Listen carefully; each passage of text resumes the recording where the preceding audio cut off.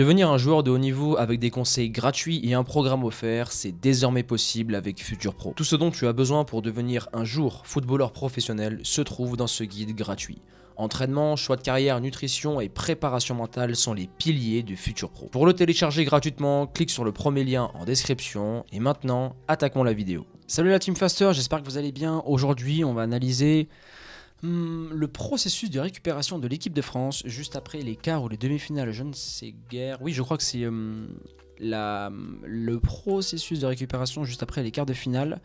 On va analyser ça en détail, ce qu'ils consomment, comment ils mettent tout en place pour que tu puisses toi aussi à ton tour réaliser cela dans ta carrière de footballeur amateur et j'interviendrai à certains moments pour te donner des alternatives et des conseils, voilà.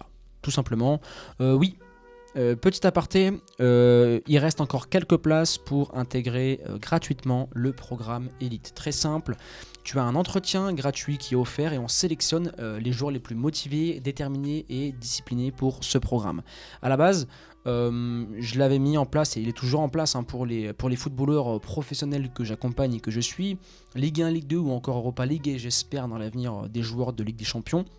Les amener à ce niveau-là, et avec la forte demande et beaucoup de joueurs qui sont aussi disciplinés et travailleurs que les footballeurs pros, j'ai décidé de le mettre en place. Donc il y a seulement 20 places par mois pour ce programme. On sélectionne très peu de joueurs pour que le suivi soit le plus pointilleux et le plus qualitatif possible pour avoir des résultats conséquents avec les joueurs, et c'est moi qui m'occupe de la sélection parce que je veux les meilleurs, les plus déterminés et les plus disciplinés.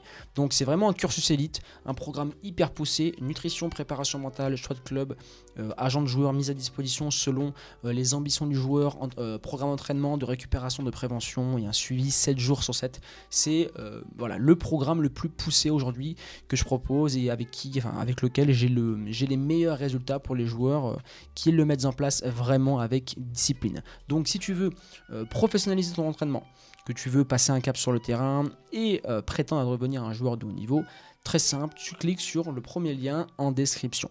Maintenant, passons à la vidéo et on retrouve notre ami Francky.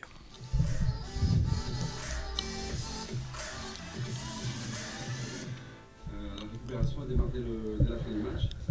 On insiste auprès des joueurs sur la réhydratation. Ils ont des boissons protéinées, sur les apports en sucre pour remettre à niveau les stocks glucidiques au niveau du foie, au niveau musculaire. Tu vois, première chose hyper intéressante, c'est qu'il explique que la récupération commence directement après le match. Alors, le match se termine, le coup de sifflet final, hop, récupération commence déjà. Le joueur amateur, pour lui, la récupération, c'est étirement. Pour lui, c'est mettre les jambes en l'air. C'est parfois mettre des chaussettes de récupération ou faire un bain froid. Mais non, ça commence beaucoup plus tôt. Ça commence avant cela. Là, ce que met en place l'équipe de France, donc on est pour le glucide, ça peut partir sur des gâteaux, sur des pizzas, sur des sandwichs. En général, c'est assez similaire dans les clubs amateurs. Si tu joues à l'extérieur, petite astuce. Alors, eux, je pense qu'ils ont des barres protéinées pour le côté protéiné, enfin l'apport en protéines et en acides aminés. Mais quand tu es footballeur amateur, alors tu as deux choses à toujours avoir dans ton sac lors d'un déplacement, mis à part tes crampons et toutes les affaires de football. Tu dois avoir soit de la maltodextrine en poudre dans un shaker, pour l'apport en protéines, en glucides, et pour recharger les batteries au niveau des glycogènes, des sources de glycogène après le match. Tu dois avoir de la maltodextrine, tu mets ça en poudre dans un shaker. Un deuxième shaker, tu mets de la whey, idéalement isolate, pour assimilation rapide et digestion. Les deux te permettront de recharger au niveau des protéines, accélérer la récup et au niveau des glucides. À ajouter à cela bas de contention et jambes en l'air dans le bus. Minibus, c'est compliqué, mais essaie d'avoir toujours les pieds avec une légère élévation pour voilà, on recharge et on fait circuler le système sanguin pour faire pomper le cœur et évacuer les déchets. Après, idéalement, si tu es à domicile, c'est de faire du vélo.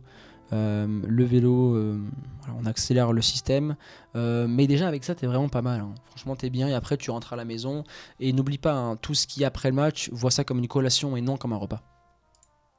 Et puis sur l'alimentation, le premier repas après le match va être important. Retour des vestiaires, il y a des pizzas qui leur sont proposées, évidemment adaptées aux besoins nutritionnels.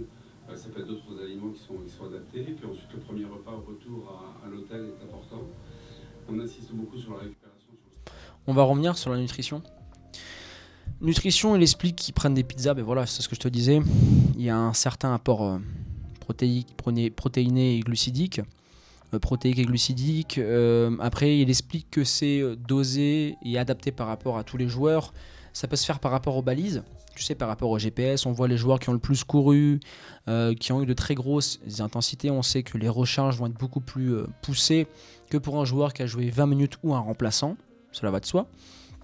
Ensuite, au niveau du repas, là on peut voir, je crois que c'est ou pas Mécano ou Konaté, Ibrahima, avec derrière Adrien Rabiot. Quand tu réalises une Coupe du Monde et quand tu es un joueur de haut niveau, tu dois respecter ton équilibre acido-basique. Celui-ci va du plus acide au plus basifiant. Quand on prend par exemple tout ce qui va être viande, tout ce qui va être sauce, tout ce qui va être soda, on est sur des aliments très acides, on va dire. Des aliments qui vont accentuer les courbatures, ralentir le processus musculaire de récupération. Tu peux avoir des petits bobos, par exemple. Tu vas être sujet à des inflammations tendineuses ou encore au niveau des ligaments. Tu auras une sensibilité musculaire ou du moins une faiblesse qui va être accentuée. Tout ton système va être pas défectueux, mais il ne va pas être le plus fluide possible. Quand tu mets en place des légumes, bon, les fruits ils ont une fonction tampon, c'est un peu différent, mais quand tu mets en place des légumes, ça permet d'avoir cet équilibre acido-basique avec des aliments basifiants. Or là, dans son repas, on peut le voir, il y a l'équilibre, bon là il va en rajouter d'autres, et après par rapport à l'eau, qui est très un aliment basifiant, mais là il y a de l'avocat, je crois que c'est du poulet, des œufs, etc., du thon. Il faut mettre en place tous ces systèmes-là pour avoir un équilibre et c'est pour ça qu'ils sont suivis par un nutritionniste. Le footballeur, et certains pensent qu'une nutrition, il se base exclusivement sur les macronutriments, au lieu de regarder plus loin dans les micronutriments, dans les minéraux ou encore dans tout cet équilibre corporel qui est hyper important pour durer et pour être plus performant sur le terrain. Donc là, les joueurs le respectent, c'est normal, ils sont encadrés et là on est à la Coupe du Monde, hein. C'est pas une coupe de district, hein, où on mange des frites entre deux, etc. Même si j'en garde des très bons souvenirs. Mais là, on est vraiment sur du haut niveau, c'est très précis, quoi. Il y a des pizzas qui leur sont proposées, évidemment adaptées aux besoins nutritionnels. Ça peut être d'autres aliments qui sont adaptés. Et puis ensuite, le premier repas au retour à l'hôtel est important. On insiste beaucoup sur la récupération, sur le sommeil. Le repas que tu fais juste après ton match, lui aussi, tu le charges en glucides. Très chargé en glucides, important. Ils ont du mal à retrouver le sommeil juste après le match, mais c'est la durée du sommeil et la qualité du sommeil va être importante, donc on les laisse dormir le lendemain. Bon, au niveau du fait qu'ils disent on les laisse dormir le lendemain, c'est normal parce qu'ils se couchent tard. Moi aussi à Toulouse, on jouait U17 NAS et U19 NAS et aussi en N3. On jouait tous les dimanches, donc le lundi matin on n'avait pas cours. Ensuite, ne pas confondre durée de sommeil et qualité de sommeil. Bon, les joueurs en général, après une phase finale, remporter, ça se couche à 2 ou 3 heures du matin par rapport à l'euphorie, on appelle les familles, le match finit à 7 heures, etc. Et avec tout l'engouement, c'est compliqué de trouver le sommeil. Première chose. Deuxième chose, là je n'ai pas sûrement ma bague, mais la bague Oura Ring me permet d'analyser mon sommeil profond, sommeil paradoxal, etc. Et je me suis rendu compte que les heures de coucher, notamment avant 23h, sécrétaient plus d'hormones de croissance, donc j'ai récupéré plus rapidement, j'étais plus performant le lendemain et j'avais une meilleure qualité de vie en termes d'énergie que de me coucher comme je faisais avant à minuit et demi, 1h et dormir 8 heures de sommeil et me réveiller à 9h. Donc il y a là, bien évidemment, statistiquement, des études le prouvent, je l'avais mis d'ailleurs sur Instagram, que il y a beaucoup plus de joueurs qui se blessent en dormant moins de 8 heures par nuit que les joueurs qui dorment plus de 8 heures. Facteur à prendre en compte, on ne connaît pas la qualité de sommeil et aussi on ne sait pas. Par exemple, il y a beaucoup de joueurs qui se couchent entre minuit et 2 heures du matin parce qu'ils passent leur temps à être esclaves de TikTok. Donc ça crée des déséquilibres. Et donc la qualité et la durée est catastrophique. C'est pour ça qu'il y a beaucoup de blessures. Et aussi, s'il y a la Wi-Fi dans la pièce, s'il y a un téléphone proche de soi, la température de la pièce, la situation dans laquelle tu es géographiquement, si tu es au bord de l'eau, dans le sens de la... Voilà, il y a vraiment beaucoup de notions qui permettent d'améliorer la qualité de sommeil. Et faut la préciser pour que tu puisses... on fera une vidéo hyper poussée et hyper détaillée sur la qualité de sommeil. Et je te parlerai de tout ce que je mets en place et je te montrerai mes stats pour que tu puisses analyser durée et qualité. Les deux sont liés et la durée ne veut pas toujours dire grand chose. Et puis ensuite, écoute, après, ça va être notre rôle, ça va être les kinés juste après le match, et maintenant ça va être des massages. Massage, t'as pas de kiné, rouleau de massage ou pistolet de massage. Pour moi, médecin, prendre les joueurs un par un et de savoir si oui ou non ils présentent des pathologies, des coups, des petites entorses ou autres qui potentiellement pourraient les handicaper le lendemain ou les jours suivants. Tu vois, en tant que joueur amateur, tu peux mettre ça en place. Bon, en termes de logistique, il y a du boulot, mais ce que je te recommande de faire, c'est de faire un bilan par mois avec l'ostéo pour recalibrer l'ossature. Podologue au niveau des semelles, parce qu'il y a beaucoup de déséquilibres au niveau des hanches qui après créent des blessures. Minimum tous les 4 à 6 mois, allez voir le dentiste pour l'hygiène buccale. Certaines blessures, notamment déchirures, élongations ou pubalgie, viennent de l'hygiène buccale, une carie entre autres. Eux le font à chaque match parce qu'on est vraiment sur du très haut niveau et que la logistique leur permet, mais en tant que footballeur amateur, tu dois toujours avoir même des bilans sanguins pour voir où est-ce qu'il y a des carences pour partir sur des compléments alimentaires bien spécifiques. Toi aussi, tu dois le faire à ton échelle, de ton côté. Et puis on prépare déjà le match d'après. Le groupe a pris quelques coups, il y a quelques articulations douloureuses, mais rien de très méchant potentiellement pour le match de mercredi.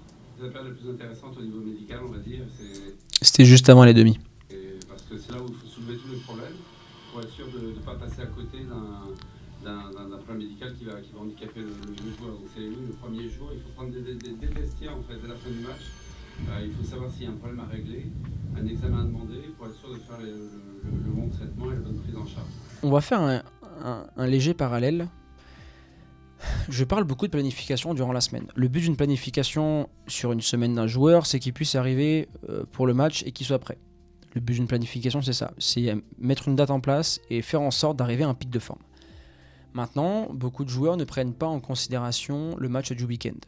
Il y a 2 étapes dans une planification. Étape 1, je sors du match, je fais le bilan athlétique, articulaire, ce que tu veux. Tu dois d'abord soigner et récupérer avant de partir sur une planification. Si tu préfères, tu peux inclure cette récupération dans ton planning de la semaine. Tu sais, tu cherches la récupération, on a un pic de fatigue, en général c'est le mercredi, et après on repart sur un pic de forme pour le match du week-end. Quand tu es en compétition, en tournoi ou même durant une saison, chaque bobo doit être posé, analysé, soigné. Pourquoi il y a beaucoup de blessures dans le monde amateur ? Parce que les joueurs ne veulent de 1 pas perdre leur place, donc ils travaillent comme des acharnés et non de manière intelligente. Donc ils mettent en péril leur santé et derrière on est sur des blessures. Intelligence, je récupère et je mets à fond l'accent sur le travail invisible. C'est trop négligé. Équilibre acido-basique, hygiène de vie, nutrition, sommeil, durée et qualité. Le facteur je suis bon techniquement sur le terrain, je vais vite et je suis bon physiquement, non, ça c'est pas le football, ça c'est une partie du football. Le football c'est hyper complet. Faut que tu remplisses tous ces critères-là si tu veux devenir un joueur de haut niveau. Et c'est pour ça que tellement que c'est complexe à mettre en place et que les joueurs n'ont pas que ça à faire avec l'école, le travail, le football, c'est pour ça que j'interviens et que je mets en place des programmes hyper poussés, comme ça ils ont juste à exécuter, adaptés par rapport à leur semaine, Et la progression est là sans qu'ils aient besoin de réfléchir. Donc si tu veux rejoindre le programme Elite dès maintenant avec un entretien gratuit pour que tu puisses être sélectionné, clique sur le premier lien en description. Et à présent, la team Faster, on arrive à la fin de cette vidéo. Dites-moi, enfin donnez-moi en commentaire votre routine de récup. Je vous donnerai quelques astuces et vous orienterez si oui ou non votre programme est optimisé par rapport à votre match du week-end et par rapport à votre semaine. Donnez-moi ça dans l'espace commentaire. Et à présent, je vous laisse là. On se retrouve à très vite pour une prochaine vidéo. Pensez aussi à vous abonner, c'est important. D'activer la cloche. Je vous dis à très vite.